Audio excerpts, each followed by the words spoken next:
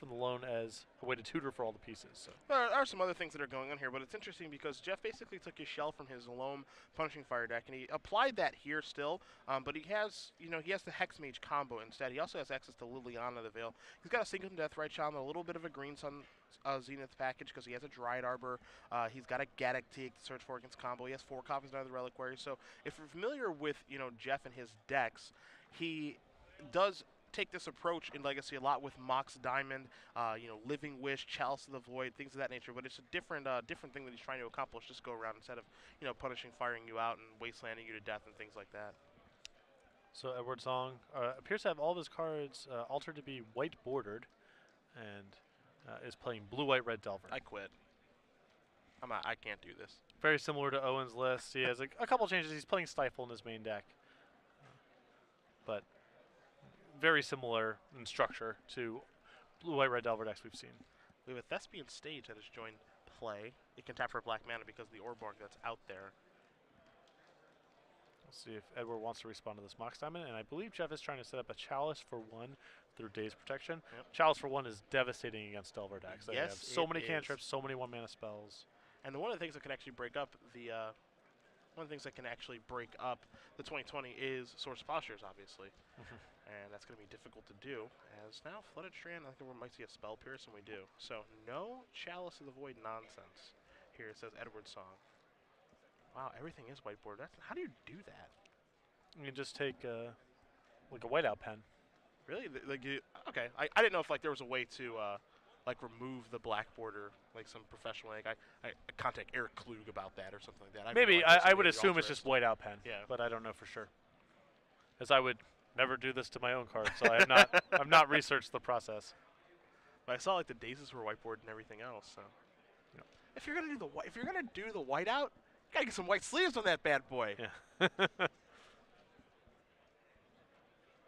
We got a whiteboard Wasteland, whiteboard Stoneforge Mystic. All right, hey, I also can appreciate going the full distance here. Yeah, sure. Outside of that Spell Pierce, that's in the graveyard.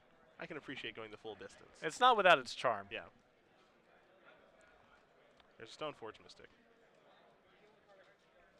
So let's see what we're going to search up here.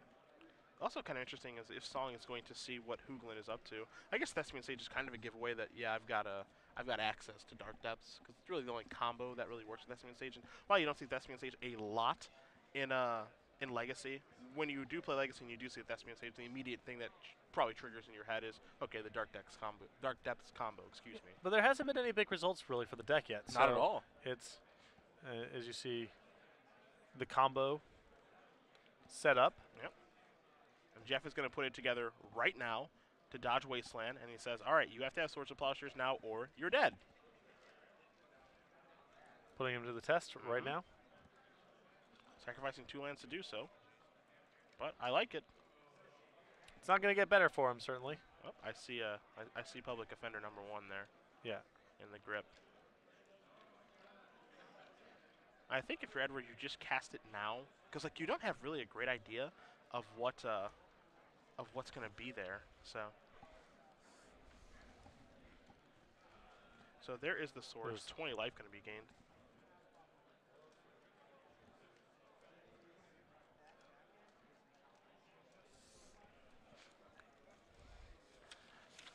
And so now the follow-up is going to be, I believe that's a Ponder. Yeah, yes. That's a Ponder.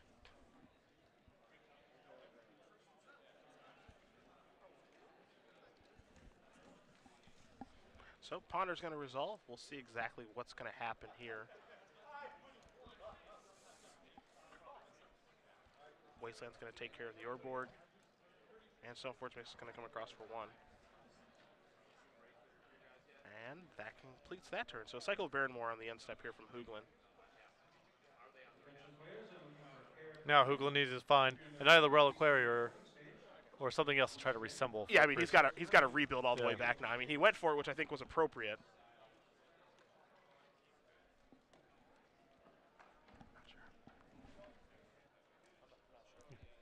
So we're going to see Edward here probably, I'd imagine, add Batterskull to the table on Jeff's end step here. And there's a Stifle. Card you don't really see a lot of in that deck, actually. You know, Owen did not play in his winning list. No. So many copies of that are hiding out over here. There are 3 copies. Okay.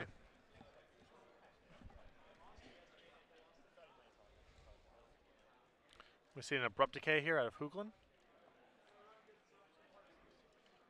His response to the fetch land here. I see. It's Ace Tone. Ah. That is used. I don't know what Ace Tone is, but yeah. Pronounced acetone. No big deal. I like Ace Tone. Yeah. I like Ace Tone. I thought it was pronounced acetone, but I was like, maybe that's a different thing that I don't know. I think Ace Tone is good. Yeah, we'll just call it that going forward. Yeah. Ace Tone and Milk Toast. Yeah. 2 of my favorite words. So Edward with some less than ideal operations there. His Stone Fortress again getting tagged in response to Wasteland activation, but he has True Day Nemesis for the follow-up here, and again, Jeff with very little going on. Apparently, like, everyone knew this on Twitter. Look at you guys go. Congratulations. Yeah, even you probably knew how to pronounce it right, too. You see a Dark Confidant going to get removed by Swords to Plowshares. So now True Day Nemesis can start doing its thing. Edward also with a hand of Force of Will and Batter Skull, meaning that lands are very good from here, and also spells are very good from here. Yeah, Brainstorm also good because it's Brainstorm. Never bad. Yeah. So 1, 2, and 3. Wasteland, Tarn, and Brainstorm are the cards that are drawn. Probably, I think he's happy putting Wasteland back, and then the next one is actually kind of tough. Because, like, obviously he wants to keep the fetch land, but the next one after that is kind of tough. I think he might just be okay just putting both lands back. Yeah, he already has a backup Wasteland, so I would be happy to shuffle with the Tarn next turn and not draw the Wasteland. Okay. I think that's what he's going to do. He's going to play Wasteland for the turn. It looks like he's taking a slightly different path. Yeah. I guess if he's going to play Wasteland for the... Yeah. He's leaving Force of Will as backup. Sure. So that's what he's willing to do this turn to prevent anything too terrible from happening, which is fine, I think. Edward with a lot of work to do here as Hoogland gained a lot of life from that source of pressure. Yeah, he did. He's got to really work his way down. So I guess if there's one benefit, it's the fact that Hoogland is like at 300 life. Oh, baby. BBD. The Germ Token, his first appearance on stream. That's called making it in my book. Yep. Hoogland with an Abrupt Decay. Not very helpful right now.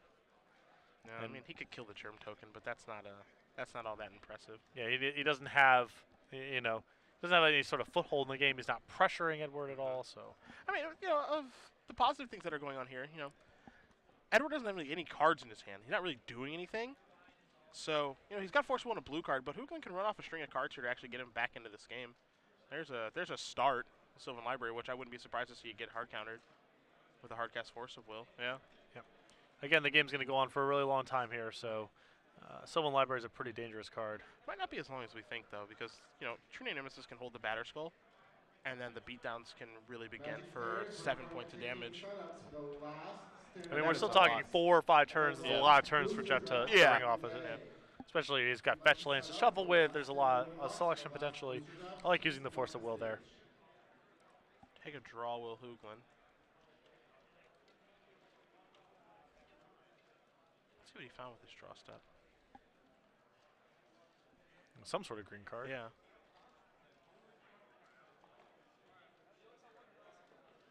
It's a Living Wish. Okay. Let's take a look here. What can he find? He's got a Dark Depths, a Hex Mage, a Wasteland, a Gaddock Teague, a Kasali Pride Mage, an Aether Sworn Canonist, a Phyrexian Revoker, 3 Thalias, a Peacekeeper, an Orzhov Pontiff. It's not as impressive as Glyker's Birthing Pod deck, but you can go get a Peacekeeper here. It's not buys him some time. So easy for Song to kill. Oh yeah, but I mean, I'm with you that it does buy him some time if things don't break Song's way. Yeah.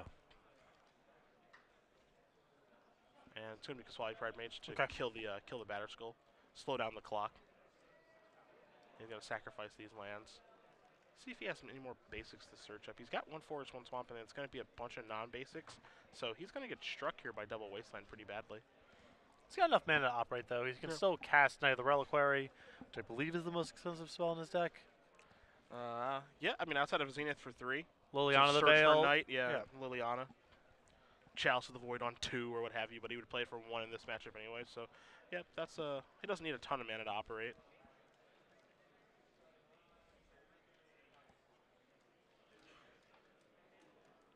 So yeah, we're going to see Pride Mage get played and then get blown up. It's going to blow up the True Name right away, I would believe, so the Battle Skull can't return itself. Well, the first order of business is, I believe Edward's going to brainstorm a response, see if he can find some sort of answer. Sure. I mean, even finding a card like Daze is actually great right now, because dazing it makes it so that Hoogland has to pay the 1 more. He won't be able to blow up the Batter Skull, and then he can protect the Batter Skull by picking it up and just leaving that mana up. So here's a Brainstorm here from Song. Hit 1, 2, there's a Delver, there's a Wasteland, and Sword of Fire and Ice. Sword is also excellent here. Yeah, replacement equipment. Really, really good. So cards will go back. Pride Mage is good. There goes the Batter Skull. But turns out Song does not care about that. He's going to quickly untap. He'll draw.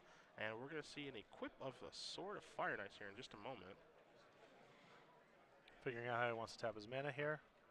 So he still wants to be able to Wasteland away those lands, I believe. And he's going to attack here for 3, 4, 5. Trigger. Going to make it 7. There's a Wasteland. And there's a Delver. I assume our last order of business here will be cutting off some of... Just going to let him have it. Looks like he's okay letting him have it. Hoogland draws and just passes the turn back. Not sure if there's any reason to keep the Wastelands. I don't know if he has a reason to want to have it. Lands plays Forcible is going to be revealed. Going to flip Delver and Insectile Aberration. Now Song has a counter spell in his hand. Going to attack here for, again, 3, 4, 5, 6, 7, 8. Sword Trigger makes it 10. Going to put Hoogland down to 4. So even though Hoogland did, gain 20 life, there's a Wasteland going to take care of the non-basic. It doesn't actually end up mattering too much. He's just going to pass the turn back. He'll take a draw step, Will Jeff, and he's going to pick up his permanent. So Edward Song is going to win game number 1 here over Jeff Hoogland. Blue Arrow Delver up a game over the innovative Junk Depths deck.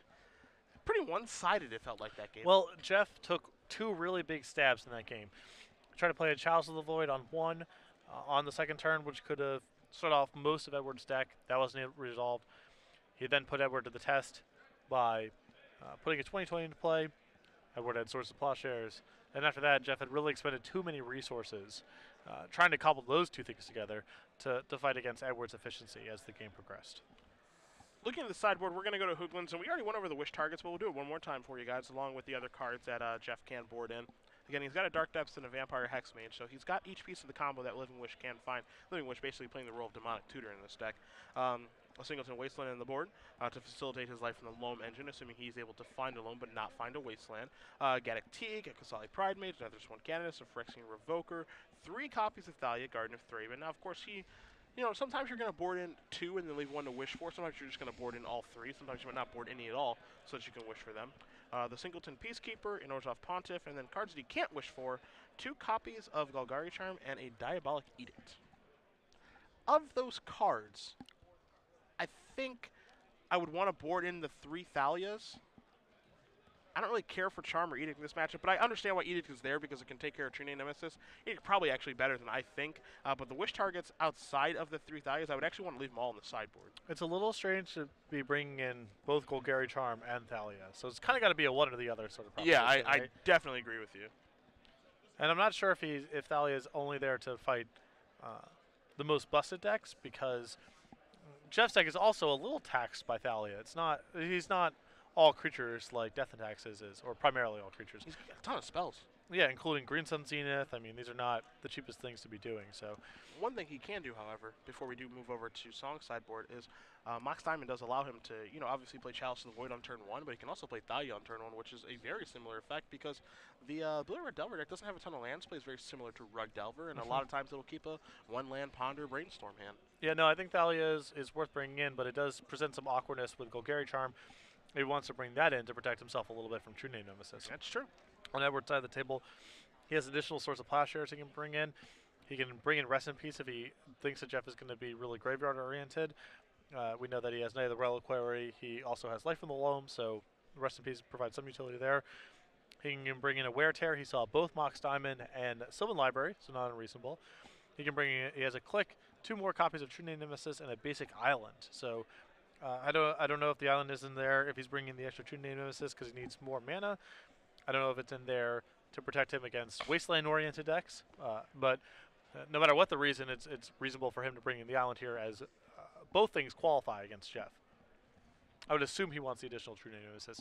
Now, most decks that are playing green, black, white are likely to be setting in really good answers to True Name Nemesis, whether it's Edicts, Bulgari Charms, Engineer Plagues, whatever. So even though Jeff's deck is, the type of deck that True Name Nemesis would historically prey upon, some creatures and some removal spells, and is playing this long on his game, you have to anticipate that Jeff has a lot of sideboard slots devoted to beating that card.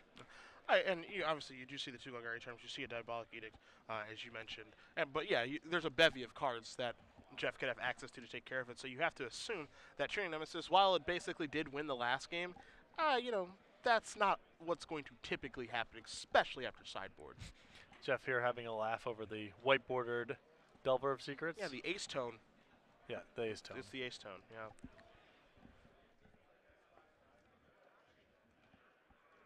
If you guys are just joining us, Cedric Phillips, Patrick Sullivan, Star City Games Open Series here in Indianapolis. We're in round 6 of 9 of our Legacy Open. We've already crowned our Standard Open champion. That is former Player of the Year, 2-time Grand Prix champion. He's won a bunch of other stuff, too. Owen Turtenwald, who is sitting in first place in this tournament as well. So, Jerry Thompson, I know you're off this weekend. Those guys at the WotC offices do get the weekends off up there. Maybe he's hanging at home with his cats and dogs, watching some coverage. He's under duress here a little bit. Mercury Morris style, just waiting for the last undefeated team to finally lose so he can have his party. Yeah, so, but to be fair, if Owen loses, Jerry kind of pumps the fist, maybe put the tombstone in the oven, as he's known to do, and put his feet back up. But he's coming after you, man. He's coming after you. He is hot like wildfire today, sitting at 5-0 right now in the Legacy Open. We'll see what happens to him over the course of this day. But Jerry's title of being the only person to win 2 Opens in 1 weekend may be gone, as Hoogland with immediate keep, a Mox Diamond, and this is exactly what you can see happen from him with not only this deck, but just most decks Jeff's plays. He really, really likes the combination of Mox Diamond plus something insane to do on turn 1, and he really likes Chalice of the Void. And you can tell why. I mean, look at Edward's hand now. It's a Brainstorm and a Swords to Plowshare. Those don't do very much. No, they do not. So now Hoogland has kind of free reign to cast whatever he wants. He's got a Dark Confidant. He has a Vampire Hexmage. He can play as Night of the Reliquary. He can even just cast a Living Wish if he wants to do that. Obviously, he can't play any 1-mana spells, but now that he's got the kind of the soft lock in, as Dark Confidant's going to come into play, he's feeling pretty good. Mm-hmm. This is his deck's very busted opening. Yes. Dark Confidant going to reveal Forest, take a draw. Was that an Antuco Monastery? It was a Wasteland. I thought it was an Antuco Monastery for a second. I guess he doesn't have much of a need for that particular land when he has Dark Depths in his deck. I guess that would make more sense. As you see, Hoogland's going to go search for Dark Depths and pass the turn back.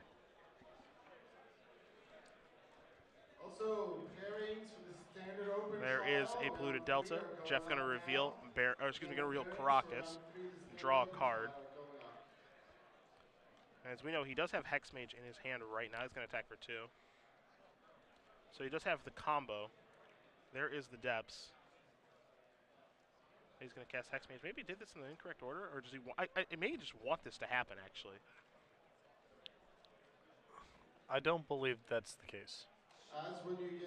With Swords of Plowshares locked out, it seems like. I think I definitely think he did order his spells incorrectly there. He wants to play Hexmage first, and then play the Depths, so that the Wasteland can never actually catch the Dark Depths. But either way, Jeff's going to attack here for 4. He's going to put Song down to 12. Cavern of Souls is going to come in. We'll see what that's going to name. We'll get confirmation from our spotter. And now Night of the Reliquary is going to come in. And it did name Human with Cavern of Souls. So Jeff is going to be able to attack for a whole bunch of damage. We'll figure out how large that Night of the Reliquary is in a moment. I think there's 3 lands in the graveyard, so it should be a 5/5 and get even bigger moving forward. And it's very difficult to construct your deck to take advantage of Chalice of the Void and Legacy, because the best things to be doing are 1 mana. The format's so fast, and Brainstorm and Thoughtseize, Deathrite Shaman, what have you. So you have to cut a lot of powerful cards from your own deck to make Chalice of the Void a thing. But you see what the rewards are like when your deck has the best draws. Yes. True Nemesis is going to come down here for Song. Baron Morgan will be revealed to Dark Confidant, so that can make the knight into a 6/6 when it is cycled.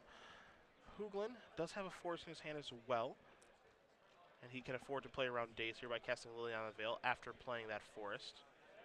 That Liliana is going to tick down, and that means that True Nemesis is going to bite the dust. And I think we're going to see some attackers here in just a moment for Jeff. So across comes a 5/5 knight, a 2/1 and a 2/1. So 5, 6, 7, 8, 9. Song's going to take a bunch of damage. And I think Patrick, with him at 1, we're moving forward to another game as he shows a hand of double Brainstorm, Lightning Bolt, and a Swords to Plowshares. Chalice of the Void doing the dirty work as Jeff Hoogland's able to tie it up. Yeah, Chalice is one of the weird checks in Legacy. Incredibly powerful, difficult to put in the deck because of the opportunity cost.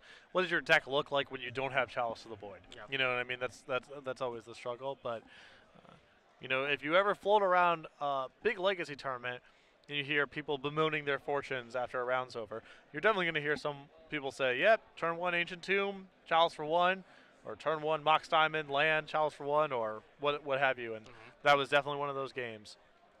And I did not get to play Magic. Now, you know, I would say similarly that, you know, Thalia would have been good on that turn 1, but it actually would not have been anywhere near as good as the Chalice was. No. Chalice just fully locking everything out of the game. Incredibly powerful, obviously, on the play in a Mox Diamond deck. And one thing that you don't see a lot of outside of Jeff, you really don't see a lot of decks that are utilizing Mox Diamond in this fashion. We see some Loam decks that do this from time to time, and you know, some punishing fire decks that can kind of do this sometimes. But you know, we don't see this a ton. Well, in the Open Series. It does. Mox Diamond does exacerbate your worst draws, and often these decks that are playing Mox Diamond, they don't have Brainstorm. They don't have ways to shuffle away bad Mox Diamonds. So you engender a lot of inconsistency when you add it to your deck, but certainly it does enhance your most explosive openings. It's very powerful with Life from the Loam because you get openings of fetch land, you know, pitch to Mox Diamond, loam the cards back, and now you have your engine going and you have a lot of mana in play early on. But it does cause you to mulligan more often. It does cause you to have worse draws in the mid game.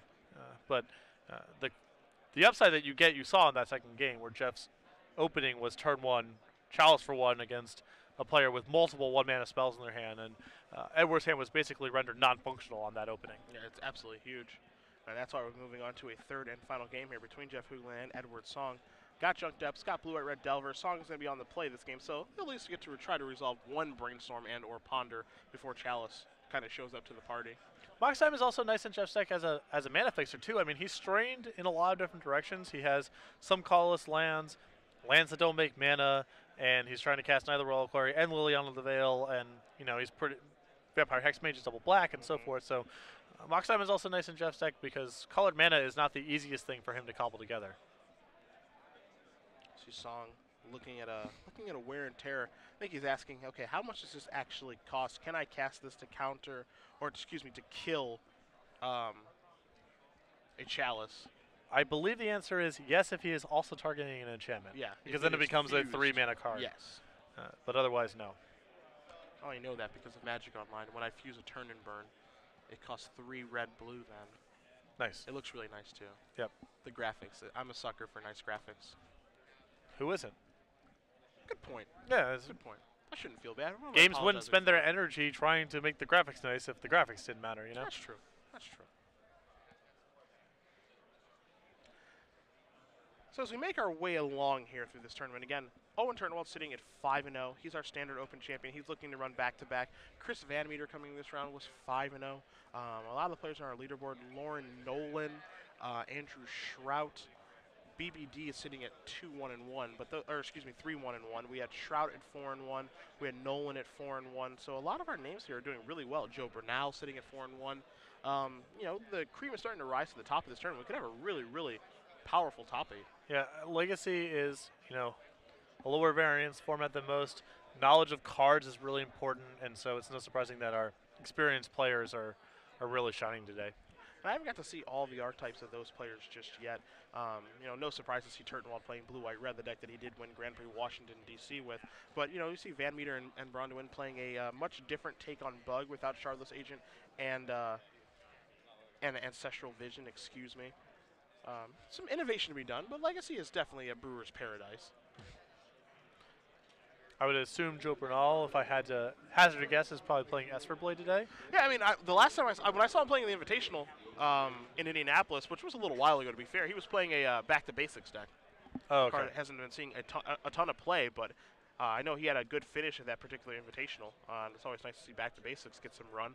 One of my favorite cards. As Song is going to just play a couple of lands to start, and Jeff isn't off to a very fast start either. Now, of course, Jeff's deck doesn't have any one-mana spells because he's trying to play Chalice for 1 on turn 2, or excuse me, on turn 1 against his opponents. So you're not seeing a turn 1 play from him is expected, as here's a Brainstorm from Song on the end step.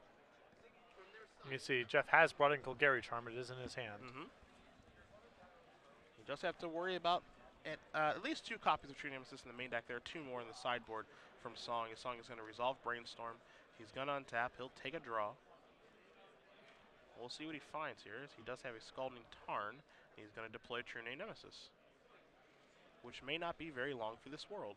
Well, I believe Edward does have Forcible in his hand, so he does have the option to fight over this if he's feeling so inclined. The question is, of course, do you want to try to pick that fight?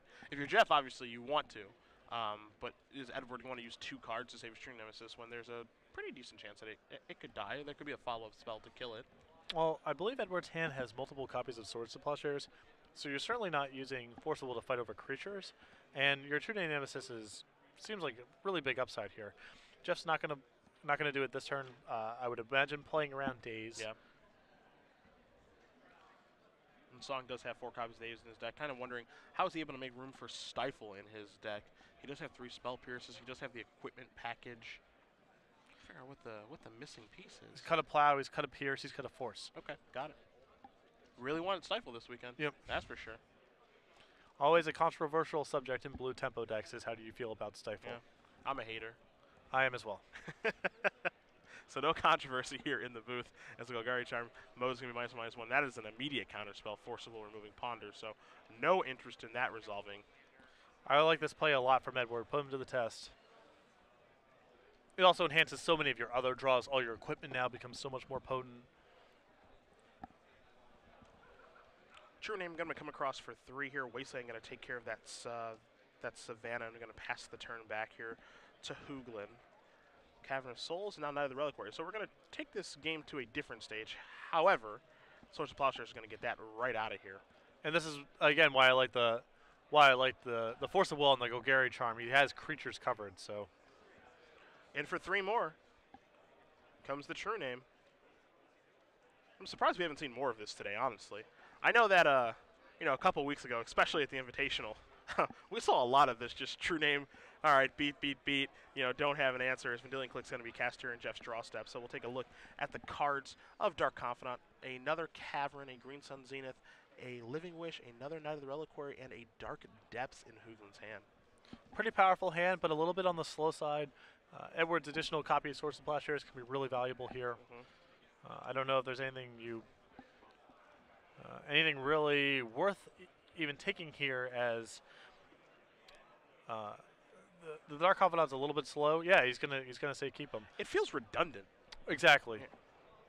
I'm not sure if that's the right word to use for this particular situation, but it feels really, really redundant. I don't really need to kill any of this stuff, and I'm not entirely sure how much I care about any of this stuff. Right. And of course, at this point, Edward has seen Golgari Charm.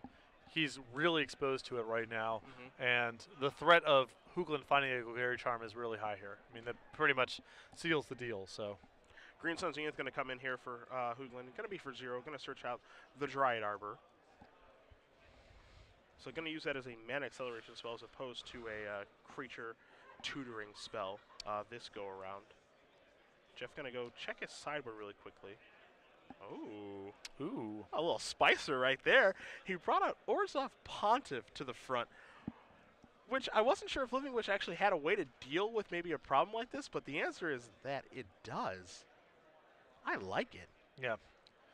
Getting paid off for kind of a corner case scenario here. I'm sure that's more geared towards beating elves, but certainly not shabby here. Yeah, there's Night of the Reliquary. And so it looks like Hoogland's going to do is on his next turn, he's going to cast Living Wish and search for Pontiff. You got Cavern on a Shaman right now as well. So 1 on Human, 1 on Shaman. Knight of the Reliquary, a card that's good enough to demand an answer. And that's exactly what Swords of Plowshare is going to do. So there goes a Knight. But more importantly for Jeff, he's going to gain a little bit of life off of this. Yeah, and all Jeff needs really is time to deploy his stuff. Yeah. I mean, that's the race he's against right now. He's got plenty of stuff. We saw that from the Vendilion click. Yeah. And Jeff just itching to untap here. Ooh, a Wasteland, timely. He's going to take care of the Bayou. I think Song is out of cards. Yeah, I think he's just holding on to this Brainstorm right now. So Jeff's going to draw a card. He draws a Caracas. I think we're clear to pull the trigger on this. Obviously, it's much easier for you and I to say here in the booth, but I think if you're Jeff, I think you can assume that you're clear to go for this, especially when it's going to resolve through a Cavern. So now here's a Living Wish. Oh, boy. Yep. Going reaching for the box. Orzhov Pontiff. Brutal. And Edward with a pause here. He does have that Brainstorm in hand, and he didn't fight over the Living Wish. He didn't take it with a Vendilion click. He didn't try to respond with this Brainstorm, and I think this might have caught him a little bit out of left field. Now when Orzhov Pontiff comes into play, or the creature it haunts is put into the graveyard, choose one. So you can stifle the trigger. Haunt a mechanic, I don't know if that one's going to come back. It is baffling. It was quite confusing during its time. Once you figured it out, it was perfectly fine. But it was, I guess, it was fun. Well, the tracking's still a mess. Yeah, that's definitely true. You prefer Extort to Haunt as far as the Orzhov mechanic goes? Not really close. Yeah. There's a Dark Depths. It's going to load up with 10 counters. And now we have Dark Confidant as a follow-up here for Hoogland. Very powerful. With Edward really run out of resources. Deck attacking from many different angles right now. We can actually start manually removing our counters from Dark Depths. Ah, yes.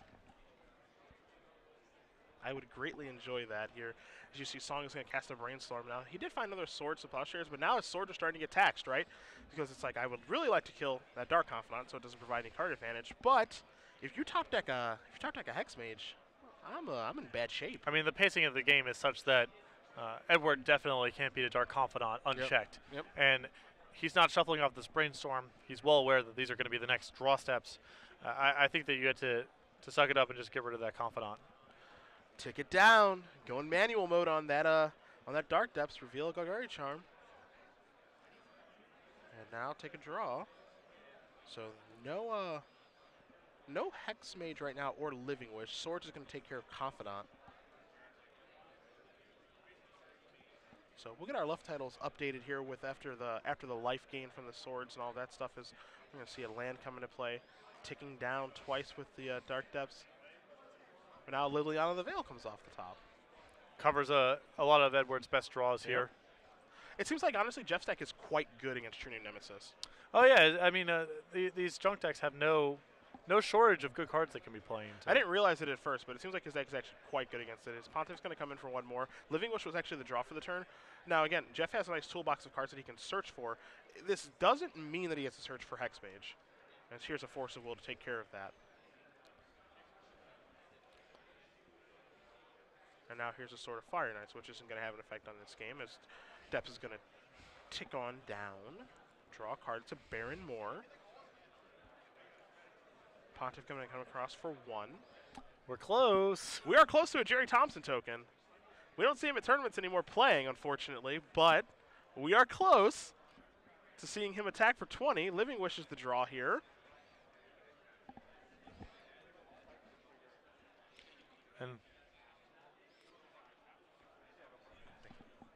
And there's a concession. Yes, there it is. Dark Depths was going to come out, so Jeff Hoogland is going to do it. He does win this match 2-1. Junk Depths moving on to 5-1 as the number 9 player in our Player of the Year race is moving on, still alive. Takes it down, man.